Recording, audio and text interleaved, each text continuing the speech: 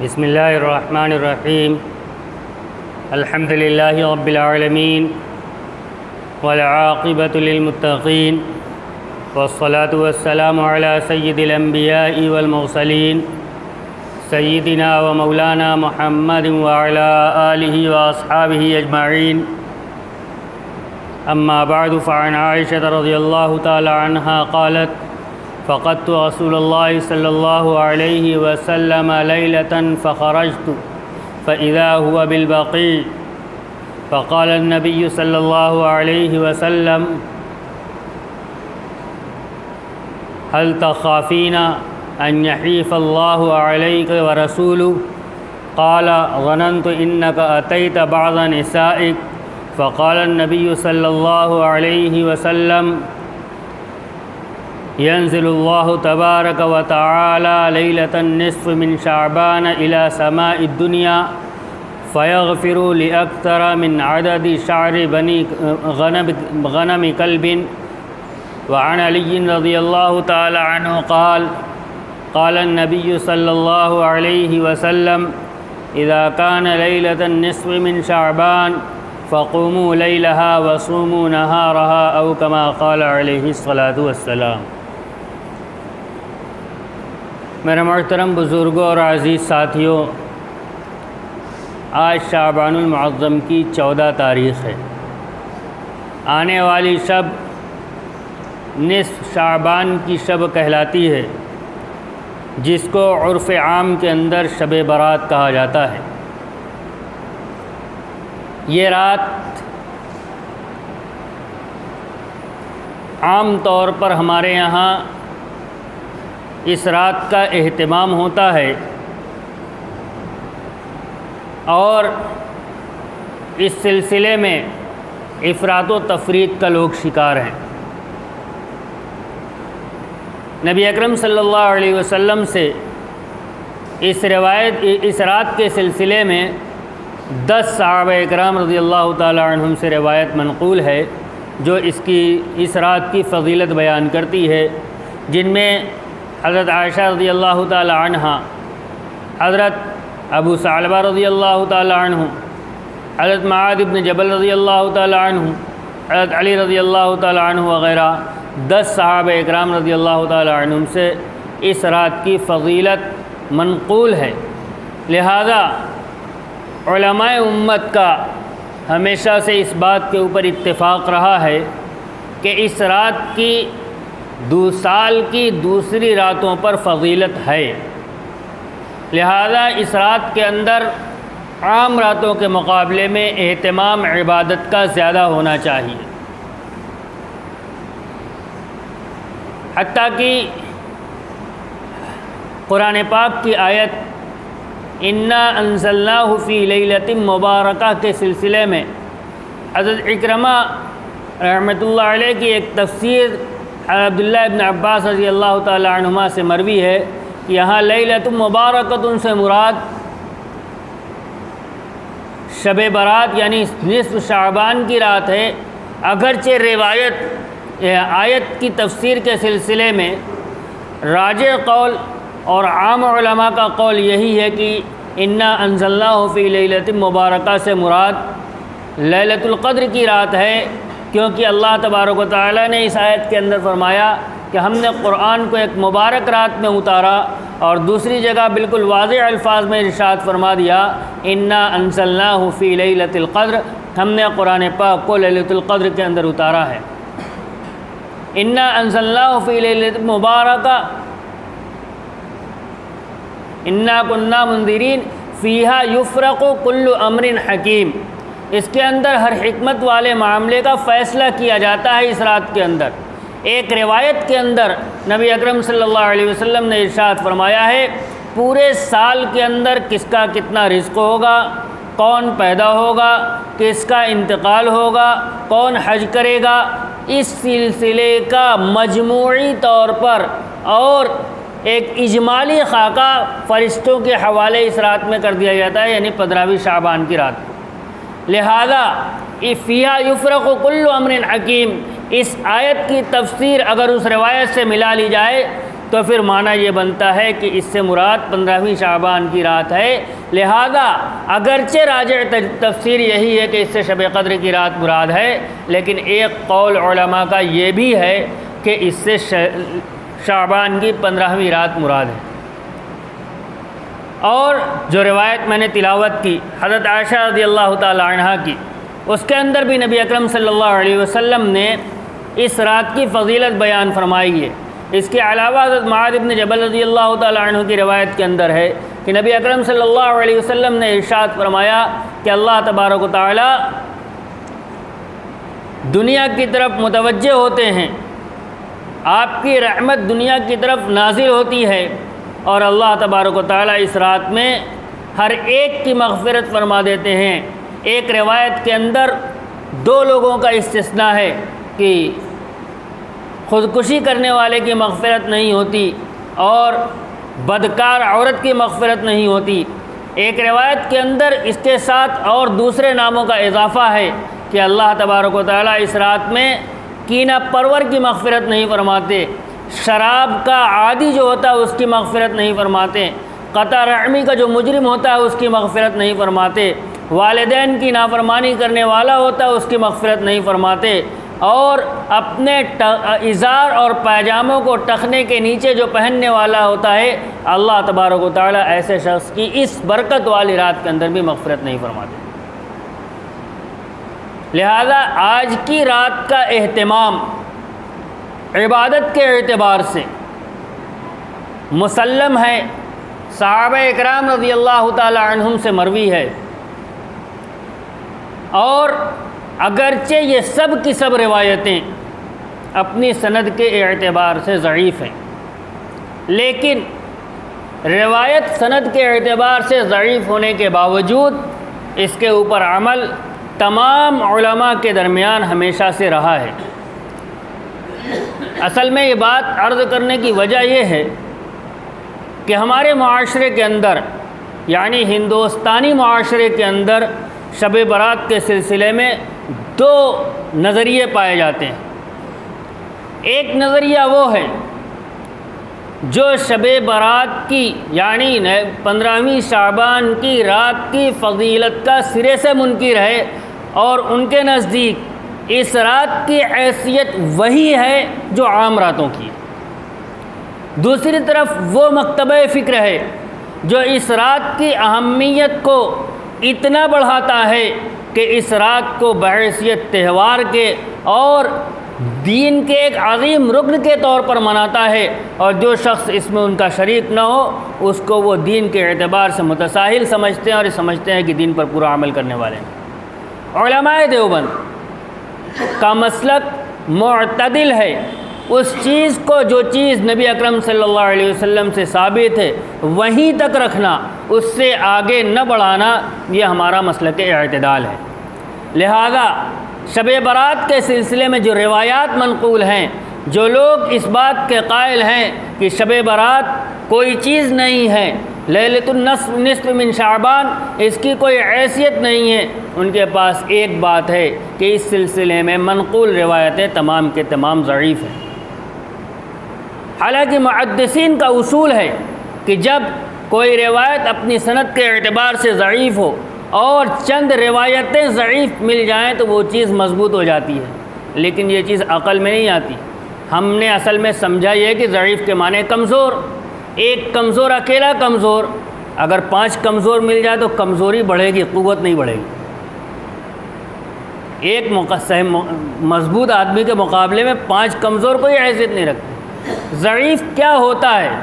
جب حدیث کے اندر ضعیف کا لفظ بولا جائے تو اس کا مطلب کچھ اور ہوتا ہے، کمزور نہیں ہوتا۔ میں آپ کو مثال سے بات سمجھا دوں، بات انشاءاللہ سمجھ میں آ جائے گی۔ ہم یہاں بیٹھے ہوئے ہیں،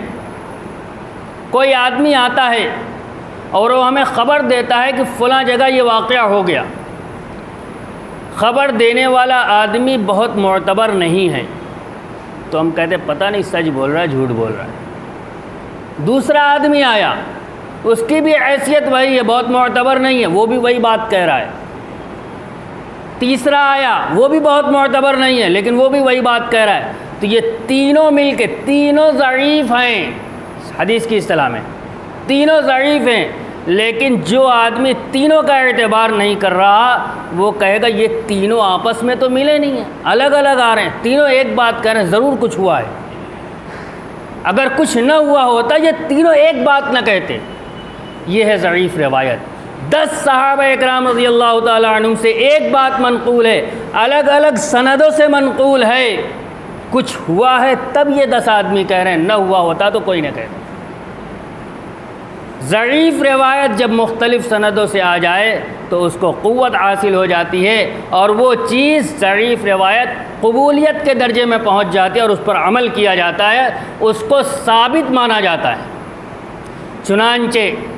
جو لوگ اس بات کا انکار کرتے ہیں کہ 15ویں شعبان کی رات کی کوئی حیثیت نہیں ہے، ان کے سب سے بڑے محدث اس ملک کے اندر، ان سے بڑا محدث اس ملک کے اندر کوئی اور نہیں گزرا، مولانا عبد الرحمن صاحب مبارک پوری رحمۃ اللہ علیہ۔ انہوں نے اپنی کتاب تحفۃ العوضی کے اندر باب لیلۃ النصف من شعبان کے باب کے اندر مکمل بحث کرنے کے بعد یہ نتیجہ لکھا ہے، وَهَذِهِ الْأَحَادِيثُ بِمَجْمُوعِهَا حُجَّةٌ عَلَى مَنْ زَعَمَ أَنَّهُ لَمْ يَثْبُتْ فِي لَيْلَةِ النِّصْفِ مِنْ شَعْبَانَ شَيْءٌ۔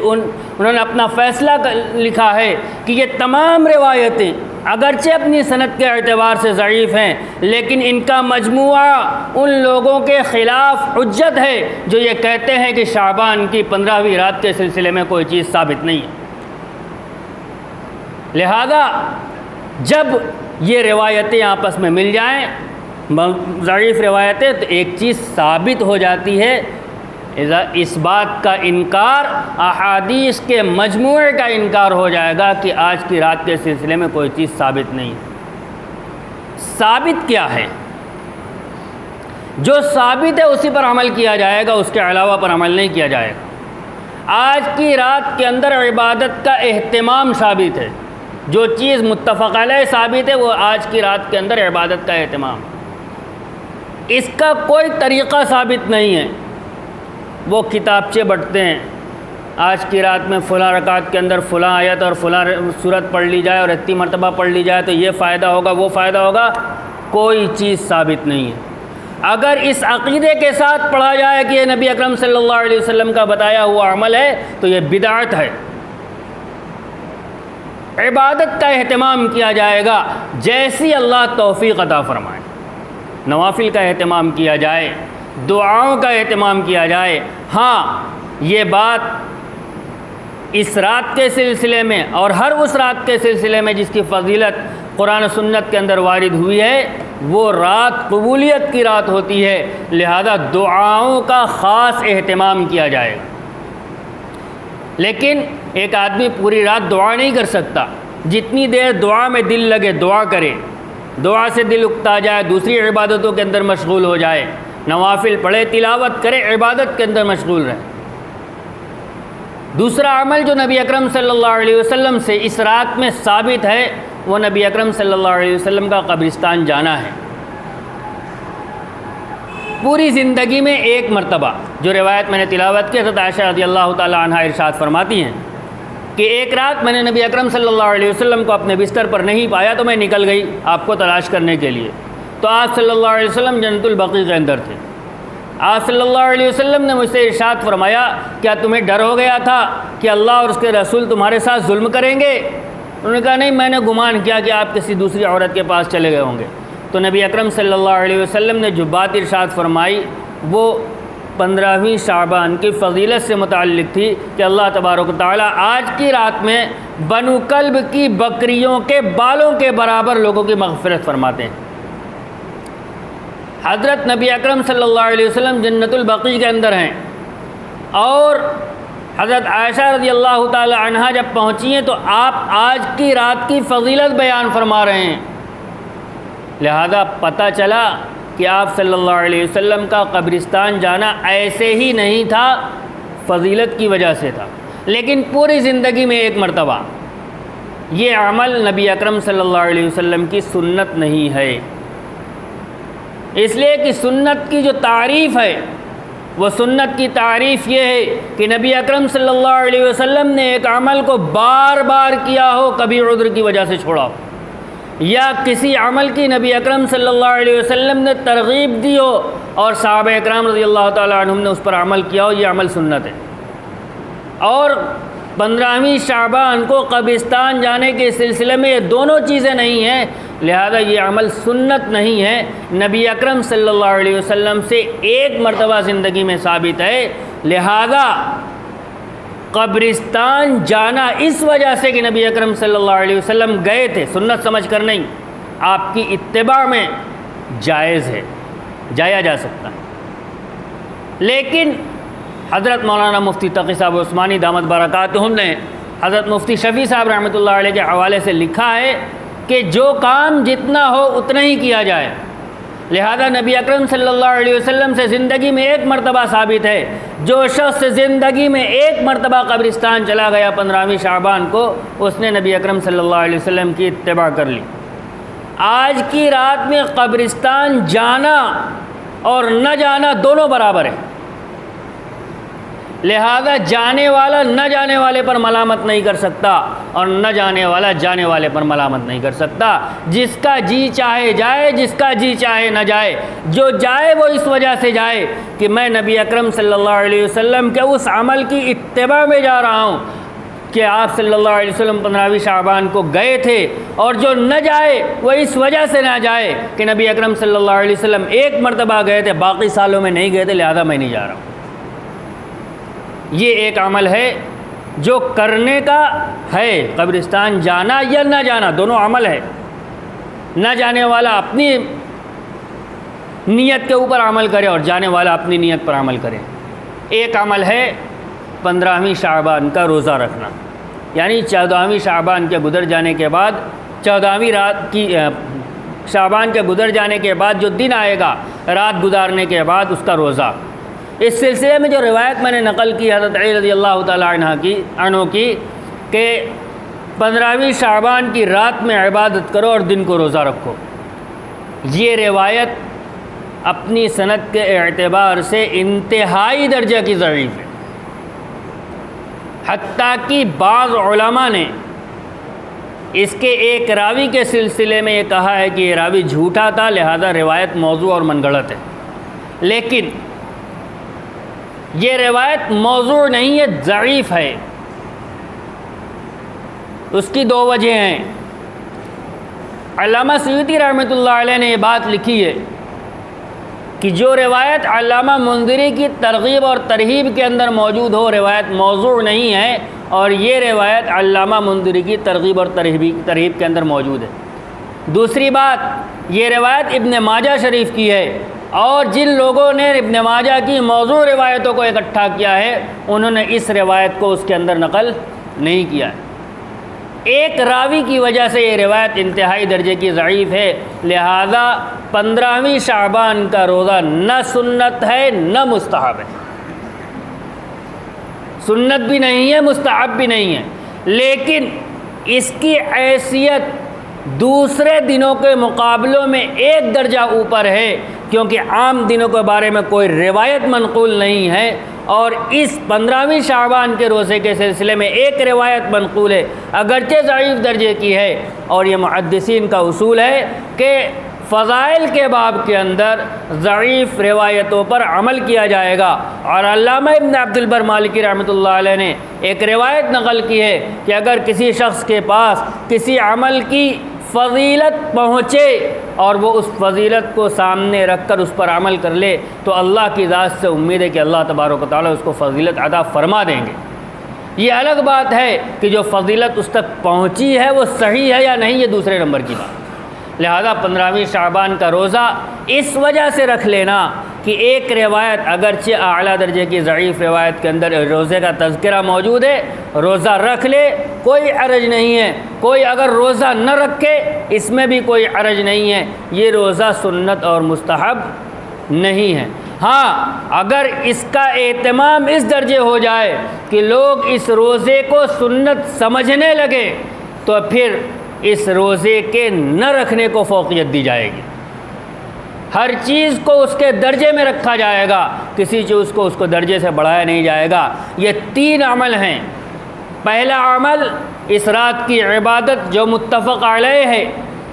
اور اس رات کی فضیلت ثابت ہے۔ دوسرا عمل اس رات میں قبرستان جانا نبی اکرم صلی اللہ علیہ وسلم سے ثابت ہے، آپ کی سنت نہیں ہے، آپ کی اتباع میں کوئی جانا چاہے جا سکتا ہے، اور عام دن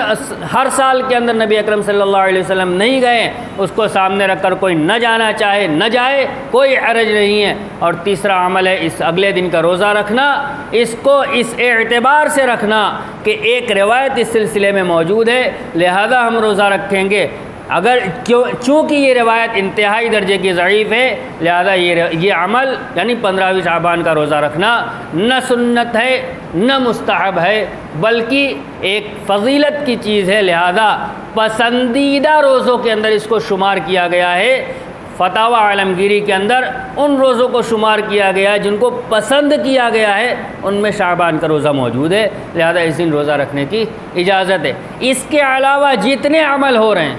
یہ سب کے سب غیر ثابت شدہ ہیں۔ ہاں ایک بات رہ گئی، اگر قبرستان کوئی جائے گا تو کیسے جائے گا؟ جیسے ہمارے یہاں قبرستان جایا جاتا ہے، اس کی قطعی اجازت نہیں۔ نبی اکرم صلی اللہ علیہ وسلم قبرستان کب گئے، کیسے گئے، اس کو سامنے رکھا جائے گا۔ آپ کی اہلیہ کو بھی پتہ نہیں کہ آپ کہاں گئے ہیں، اور ایسے وقت کے اندر گئے ہیں جب قبرستان کے اندر کوئی موجود نہیں ہے۔ مقصد اپنی موت، اپنی آخرت کا یاد کرنا ہے۔ میلہ لگانا اور اس کو سنت کا نام دینا یہ ستم بالائے ستم ہے۔ اگر جانے کا شوق ہے، اتباع کا جذبہ ہے، تو پھر آخری پہر کے اندر تنہا جایا جائے، گھر کا ہر فرد ساتھ ساتھ نہیں جائے گا۔ ہم بھی چل رہے ہیں، آپ بھی چلو اور آپ بھی چلو، ہم میلے میں اور تہوار منانے نہیں جا رہے، ہم اپنی موت اور اپنی آخرت کو یاد کرنے کے لیے جا رہے ہیں۔ اکیلے جائیں گے، اکیلے یاد کریں گے۔ اللہ تبارک و تعالی ہمیں کہنے سننے سے زیادہ عمل کی توفیق عطا فرمائے۔ وآخر دعوانا الحمدللہ۔